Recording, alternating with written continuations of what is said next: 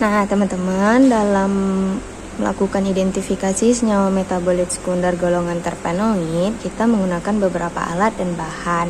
Nah, di sini saya sudah menyediakan alat dan bahan yang akan digunakan atau diperlukan. Yang pertama itu adalah kertas saring yang berfungsi dalam proses penjenuhan chamber nantinya. Kemudian ada pisau cutter yang digunakan untuk memotong plat KLT. Kemudian ada pensil yang akan digunakan untuk memberikan garis pada batas bawah dan batas atas dari plat KLT. Kemudian kita akan menggunakan pipet tetes untuk memipet fase gerak yang akan digunakan. Kemudian ada gunting yang akan kita gunakan dalam proses pemotongan plat KLT. Kemudian ada pipa kapiler yang sudah dimodifikasi bagian ujungnya sehingga menjadi lebih runcing untuk mempermudah proses penotolan. Kemudian ada pinset yang akan kita gunakan saat meletakkan dan mengambil plat KLT dari dalam chamber. Kemudian ada penggaris yang akan kita gunakan saat mengukur batas atas dan batas bawah dari plat KLT. Nah, selain itu kita juga menggunakan alat berupa gelas ukur yang berukuran 10 mili. Lalu kita juga akan menggunakan chamber sebagai alat yang akan digunakan dalam proses elusi. Nah, terakhir kita akan menggunakan alat yaitu plat KLT-nya sendiri, yaitu plat KLT silika gel 60 GF and GF 254 nanometer.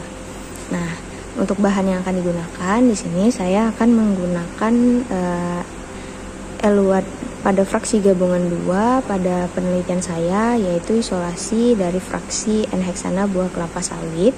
Nah, karena fraksi yang digunakan adalah fraksi N-heksan, maka saya menggunakan pelarut yang juga bersifat nonpolar, yaitu heksan dan juga kloroforum.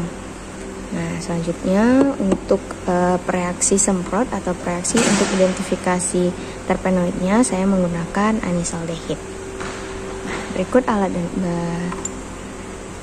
itulah alat dan bahan yang akan digunakan selama proses identifikasi senyawa metabolit sekunder golongan terpenoid. Nah, berikut adalah proses yang dilakukan dalam melakukan KLT.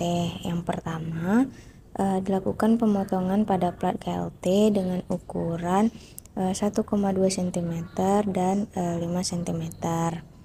Nah, proses pemotongan ini menggunakan pensil sebagai penanda, lalu penggaris, dan juga cutter untuk pemotongannya.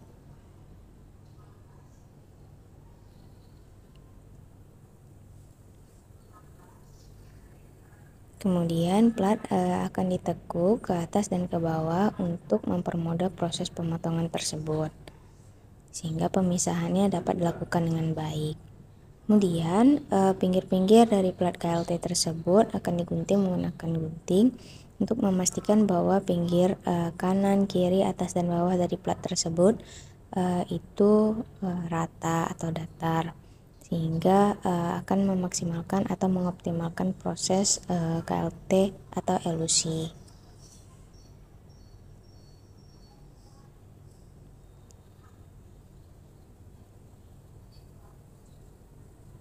Kemudian di sini dilakukan proses penjenuhan pada chamber. Nah, di sini saya sedang melakukan penakaran atau pengukuran fase gerak yaitu N-heksana banding kloroforum yaitu 7:3. Nah, di sini saya menggunakan pelarut berjumlah 2 mili.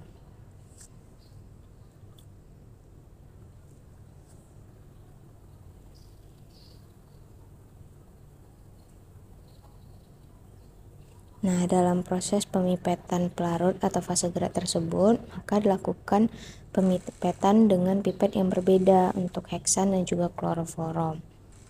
Nah, di sini saya memipet kloroforum sebanyak 3 perbandingan.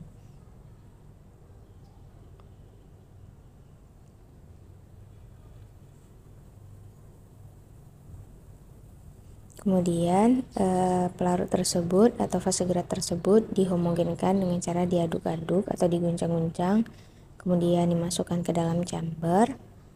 dan dimasukkan kertas saring untuk sebagai penanda atau indikator proses penjenuhan berlangsung.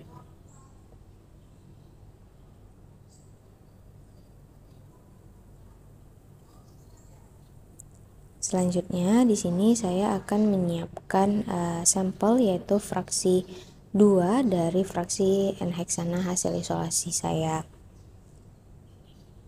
Nah, di sini fraksi tersebut saya ambil menggunakan spatel sedikit saja, lalu saya pindahkan ke vial lain, di mana di vial tersebut akan saya lakukan proses melarutkan fraksi tersebut.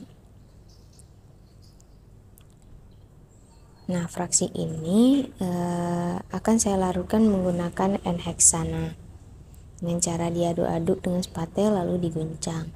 Kemudian pada plat yang sudah saya potong, saya beri label yaitu F2, dan juga saya beri garis batas atas dan batas bawah, dan juga keterangan eluen atau fase gerak yang saya gunakan, yaitu heksan banding kloroforum. Kemudian setelah chamber dalam kondisi jenuh, saya memasukkan plat yang sudah saya labeli dan saya totali sampel ke dalam chamber tersebut. Lalu saya menunggu proses isolasi terjadi secara sempurna atau yang ditandai dengan fase gerak yang sudah bergerak sampai kepada batas akhir. Setelah sampai ke batas akhir, saya akan mengeluarkan plat KLT dari chamber dan meletakkannya dengan posisi tegak di samping chamber tersebut, kemudian menunggu plat tersebut kering. Selanjutnya, setelah plat tersebut kering, saya akan menuju lampu UV untuk melihat pola noda pemisahan dari sampel tersebut.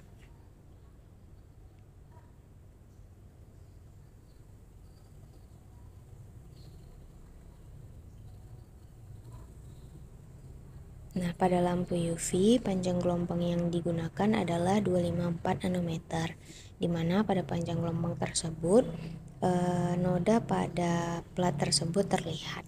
Berikut fotonya. Selanjutnya, setelah terlihat pola noda pemisahan tersebut, saya akan melakukan identifikasi senyawa dari fraksi tersebut. Nah, berikut adalah alat-alat yang digunakan dalam identifikasinya, di mana ada pinset, ada plat yang sudah dielusi tadi, pipet, terus fraksi semprot anisaldehid, dan juga hot plate dengan suhu 120 derajat Celcius.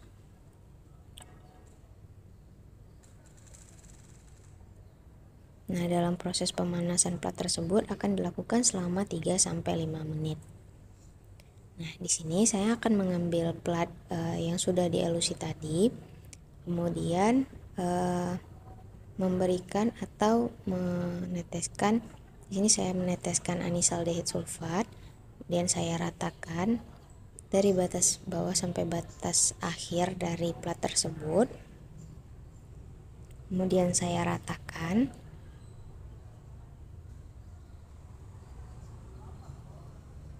Nah, setelah rata, saya meletakkan plat tersebut di atas hot plate dan menunggu proses pemanasan terjadi.